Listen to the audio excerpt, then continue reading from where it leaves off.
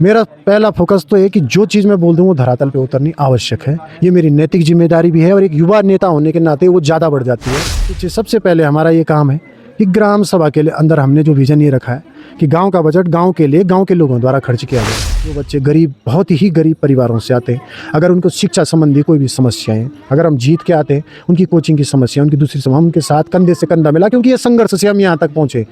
शिक्षा का अभाव किसी के अंदर नहीं रखेंगे। बचपन से सुनते आ रहे कि हर नेता ये चीज़ कहता आ रहा है कि विकास होगा, पर होगा कभी, इसकी कोई गारंटी आज तक किसी नेता ने नहीं दी। प्यारे दर्शकों नमस्कार, आप देख रहे हैं हिमवंत टाइम्स और मैं हूं आपके साथ शैलेंद्र भंडारी। प्यारे दर्शकों, जैसा कि आप सभी को विदित है कि इस समय उत्तराखंड में त्रिस्तरीय पंचायत चुनाव को लेकर सरगर्मियां तेज हैं और इन्हीं सरगर्मियों के बीच हिमवंत टाइम्स आज पहुंचा है उत्तरकाशी जनपद के इड़क पौंटी वार्ड में, जहां से एक युवा प्रत्याशी हिमांशु भंडारी जी मैदान में हैं। क्या कुछ विजन उनका इड़क पौंटी वार्ड को लेकर के है, उनसे सीधे चर्चा करते हैं। तो भंडारी जी, सबसे पहले तो स्वागत है आप हिमवंत टाइम्स पर। धन्यवाद शैलेंद्र भाई, और समस्त आपके हिमवंत टाइम्स की टीम को मेरा नमस्कार, समस्त क्षेत्रवासियों को मेरा नमस्कार, और माँ भद्रकाली की कृपा आप सभी पर बनी रहे। आपका बहुत बहुत हार्दिक स्वागत ग्राम सभा पौंटी में। हिमांशु भाई, कब ऐसा विचार मन में आया कि हिमांशु को राजनीति में आ जाना चाहिए? राजनीति में आने का विचार, देखिए 2.5 वर्ष पूर्व मैं पढ़ाता था पॉलिटेक्निक में, और उसके बाद मैं अपनी ग्राम सभा में भी कई जगहों पर अपने युवाओं के साथ बैठता था, बुजुर्गों के साथ बैठता था। तो इनका संघर्ष और मेरा संघर्ष, पहले भी हमने कई लोगों के लिए झंडे कंडे बोके हुए हैं। उसके बाद मेरे युवाओं ने कहा कि भाई जी, आप इस बार ज़रूर हमारे संघर्ष की आवाज़ को आगे पहुंचाइए। क्षेत्र के विकास को धरातल पर लाने के लिए जो आपके विजन्स हैं वो हमें अच्छे लगते हैं, आप ज़रूर इस राजनीति में उतरिए। देखिए, राजनीति को कीचड़ ज़रूर बोला जाता है, पर अगर उसमें कोई उतरेगा नहीं तो साफ भी नहीं हो सकता। इन बच्चों की उम्मीदें, मेरे छोटे भाइयों की उम्मीदें, मेरे बुजुर्गों के आशीर्वाद के बाद ये मेरे मन में आया कि किसी न किसी को तो इस ग्राम सभा से या इस क्षेत्र से किसी न किसी युवा को अपनी आवाज़ रखने का अधिकार इस राजनीति के मंच से ज़रूर रखना चाहिए। भंडारी जी, क्या कुछ विजन आपके पास है इड़क पौंटी वार्ड के विकास को लेकर के? शैलेंद्र भाई, अगर विकास की बात है तो देखिए, प्रत्येक नेता, ऐसा कोई नेता इस क्षेत्र में अभी तक नहीं होगा जो प्रत्याशी इस क्षेत्र में इड़क पौंटी वार्ड में अभी तक आपके पास भी आए होंगे, दूसरे के पास भी गए होंगे, या क्षेत्र की जनता के पास होंगे, ये कह रहे होंगे कि मैं विकास नहीं करूँगा। लेकिन उस विकास के पीछे का एक जो गहरा काला सच है वो ये है कि जब बात वास्तविकता में उसको धरातल पर उतारने की होती है तो उसे कभी नहीं उतारा गया। देखिए, विकास की बात, गांव की रोडें, गांव की सड़कें, ये हम जीवन भर, आप भी युवा हैं, मैं भी युवा हूं, हम बचपन से सुनते आ रहे कि हर नेता ये चीज़ कहता आ रहा है कि विकास होगा, पर होगा कभी, इसकी कोई गारंटी आज तक किसी नेता ने नहीं दी। मेरा पहला फोकस तो है कि जो चीज़ मैं बोल दूं वो धरातल पे उतरनी आवश्यक है। ये मेरी नैतिक जिम्मेदारी भी है और एक युवा नेता होने के नाते वो ज़्यादा बढ़ जाती है, क्योंकि आगे की पीढ़ी भी, अगर आज के युवाओं पे विश्वास नहीं करेगी जनता, तो आगे भी नहीं करेगी। और इसमें देखिए, उतरने का सबसे पहले रीज़न यही है कि हम चाहते कि ग्राम सभा, वो चाहे पौंटी ग्राम सभा हो या मेरी समस्त इड़क पौंटी वार्ड की जनता किसी भी ग्राम सभा से हो, कि आप लोगों के लिए जो विज़न रखे जाते हैं उसमें सबसे पहले विकास और बजट की बात की जाती है। उस बजट को हमेशा गायब किया जाता है जनता के बीच, कभी उसे ओपन या खुले मंच से नहीं पढ़ा जाता। देखिए, हम रहे हैं, हमें पता ही नहीं चला कि गांव के कितनी चीज़ों के लिए या रोडों के लिए या अन्य चीज़ों के लिए बजट आया, वो कहाँ गया, कब लगा, किसने खाया, कुछ भी पता नहीं चला। हम चाहते हैं कुछ हम खुले मंच से, आज हमारी ग्राम सभा का मुख्य सार्वजनिक मंच यही माँ भद्रकाली का स्थान है, वैसे अन्य ग्राम सभाओं में भी जो स्थान होंगे उसमें हम चाहते हैं कि हम खुले विचार से उस बजट को पढ़ें, सबकी गाइडेंस पे। देखिए, हमारे जो भी अग्रज होंगे उस मीटिंग में या जो भी लोग बैठेंगे, हम सबकी गाइडेंस से जो नेसेसिटी होगी या जो आवश्यकताएं उस बजट के अनुरूप आएंगी, उससे हम उस ग्राम सभा के लोगों के बीच पढ़ेंगे और सार्वजनिक उस बजट को रखेंगे। सबसे पहला विज़न तो मेरा यही है। हिमांशु भाई, आजकल जो है तमाम जो प्रत्याशी हैं वो जनसंपर्क में हैं और वो विकास को लेकर के बड़े बड़े दावे भी जनता के बीच जा कर के कर रहे हैं कि हमें चुने। मेरा यहाँ पे ये प्रश्न है कि लोग हिमांशु भंडारी को ही क्यों चुने? देखिए, प्रत्येक प्रत्याशी की अपनी इच्छाएं हैं, अपनी विचारधाराएं हैं, मैं उनको भी शुभकामनाएं देता हूं। परंतु जब मेरी बात है, मेरे पे प्रश्न है कि मुझे क्यों चुने। देखिए इसका साधारण सा जवाब भी, घुमावदार जवाब देने की कोई चेष्टा भी नहीं है मेरी। देखिए चुनने के पीछे सबसे पहले हमारा ये काम है कि ग्राम सभा के लिए अंदर हमने जो विज़न ये रखा है कि गांव का बजट गांव के लिए, गांव के लोगों द्वारा खर्च किया जाए। अरे रोज़गार देने की बात होती तो रोज़गार उस बजट से भी दिया जा सकता है ग्राम सभा के व्यक्तियों को। जिसके खच्चर हैं वो खच्चर से रेता लाए, जिसको बढ़ाई का काम आता है वो बढ़ाई का काम करे, या किसी को मिस्त्री का काम आता है उसको मिस्त्री का काम दो। कौशल विकास योजनाएं क्यों चलाती है सरकार की? जो हमारे नौसिखिए लोग हैं या अर्ध कहते हैं ना उन्हें कि कम सीखे हुए लोग हैं, जो अर्ध कुशल लोग हैं, ये कुशल श्रमिक होते हैं, आपको जो बांटा गया, हम चाहते हैं कि हर व्यक्ति जो अर्ध कुशल है या कम कुशल व्यक्ति है वो कुशल बने। तो वो कैसे बन सकता है? अगर हम उस गाँव के बजट को गाँव के लोगों के लिए, गाँव के मध्य और गाँव के लोगों के द्वारा ही खर्च करवाएं, तो इससे अच्छी बात कुछ नहीं हो सकती। और उसे स्वच्छंद पढ़ें, स्वतंत्र रूप से पढ़ें।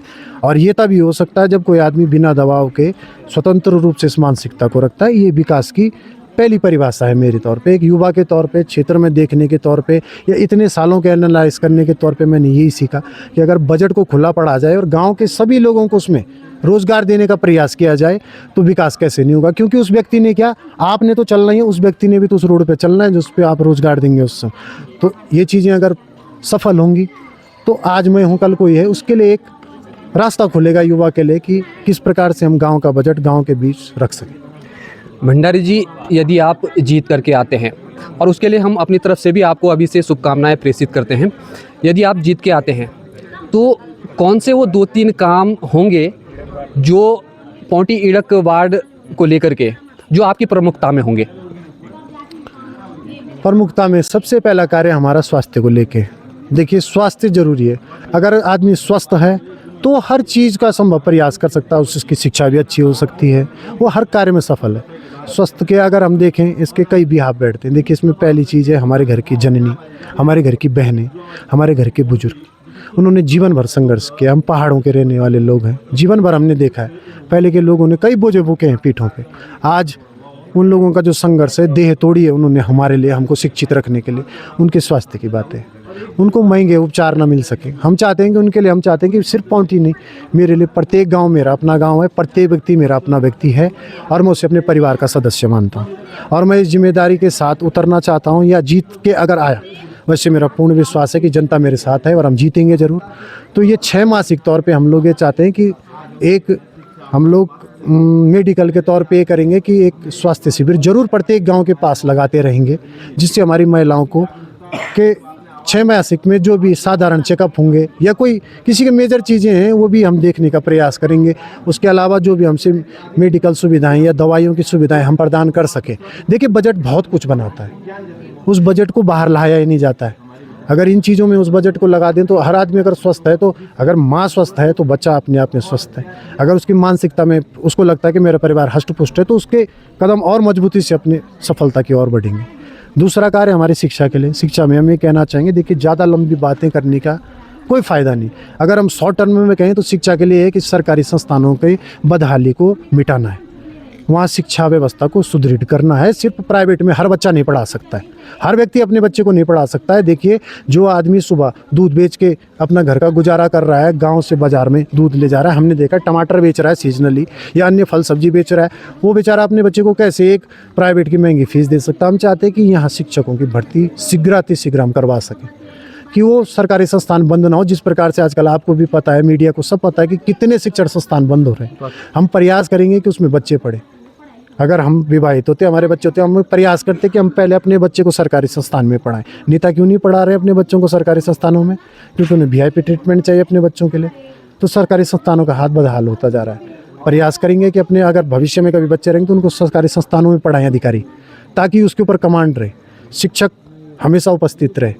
ये हमारा आगे का विज़न है कि हम चाहते कि बच्चे उसमें पूर्ण हों, आसपास के गरीबों को बच्चों को अच्छी शिक्षा मिले, उसमें सभी टीचर उपस्थित हों सभी विषयों पे। हिमांशु भाई, बढ़ते नशे को लेकर भी मेरा आपसे एक प्रश्न है, क्योंकि आप भी एक युवा हैं और आजकल जो नशे की गर्त में है वो युवा ही ज़्यादा जा रहे हैं। तो किस तरीके से हम बचा सकते हैं अपने युवाओं को? क्या कुछ रोड मैप है इसके लिए आपके पास? देखिए भंडारी भाई, मैं एक चीज़ मानता हूँ कि नशा नशा नहीं है, नशा मौत है। आप नशा नहीं कर रहे हैं, आप मौत का सौदा कर रहे हैं। देखिए कोई भी नशा है वो कहाँ से पहुँच रहा है, कहीं ना कहीं से उसके ऊपर शागिर्दों के हाथ है या बड़े लोगों के हाथ हो सकते हैं। अगर वो नशा यहाँ पहुँच रहा है तो किसी न किसी के हाथ उसमें अवश्य होते हैं। लेकिन प्रयास करेंगे कि ग्राम सभा में ऐसी कमेटियों का गठन करें, उसमें बुजुर्गों का गाइडेंस रहे, लेकिन उसमें प्रोत्साहन देने वाले हमारे युवा अवश्य जुड़े। अगर वो खड़े रहेंगे तो नशा मतलब नहीं होता कि किसी गांव के अंदर पहुंच सके, क्योंकि युवा अगर चाहे तो एक मक्खी भी गांव के अंदर एंट्री नहीं कर सकती या घुस नहीं सकती। बिना गलत सोच वाला व्यक्ति कोई आ ही नहीं सकता ग्राम सभा के अंदर। उसके अलावा हम ये चाहेंगे कि जो भी हमारा प्रशासन है, ये हमारा कानूनन व्यवस्थाएं हैं, उसमें हम चाहेंगे कि अगर हम जीत के आगे गए तो हम उसको कानूनन प्रशासन के माध्यम से भी ये कहना चाहेंगे कि आप जरूर आवश्यक से आवश्यक अपने क्षेत्रों के थाना क्षेत्रों में एक एंटी नारकोटिक डिपार्टमेंट का गठन करें। उसमें कम से कम आप 5-7 लोग ऐसे रखें जो अपना भय जरूर इन नशे को बांटने वालों में रखें। इसमें कोई भी अपना सोर्स लगाने का प्रयास करे, उसे बचाने का कोई प्रयास न करे, चाहे वो कोई कितना निजी व्यक्ति भी किसी का हो। उसे सख्त से सख्त सज़ा देने के बाद ही एक भय का माहौल इन नशे को बेचने वालों में पैदा होगा। और हम युवाओं को अवश्य कहना चाहेंगे आपके मीडिया के माध्यम से कि नशा करना है तो पढ़ाई का करो, नशा करना है तो अपने जीवन को सफल करने का करो, नशा करना है तो भक्ति का करो, अंत में तो भक्ति का कर लो। आप पहाड़ी लोग हैं, हम पहाड़ी लोग हैं, अरे अपने देवी देवताओं की भक्ति का नशा कर लो, अपने माता पिता की सेवा का नशा कर लो, इस नशे को छोड़ो। आप खेल का नशा कर लो, इतना एडिक्शन पाल लो कि मैं जब बैट को अगर आँख बंद करके भी बॉल पे मारूँ तो छक्का ही लगे। हम आपके साथ खड़े हैं, आप प्रोत्साहन करेंगे। आपको आप स्पोर्ट्स में जाना चाहते हैं, हम उसमें आपका प्रोत्साहन करेंगे। आप अन्य किसी चीज़ में भी देखिए, कोई यूट्यूबर बन रहा है, कोई सोशल मीडिया पे जाना चाहता है।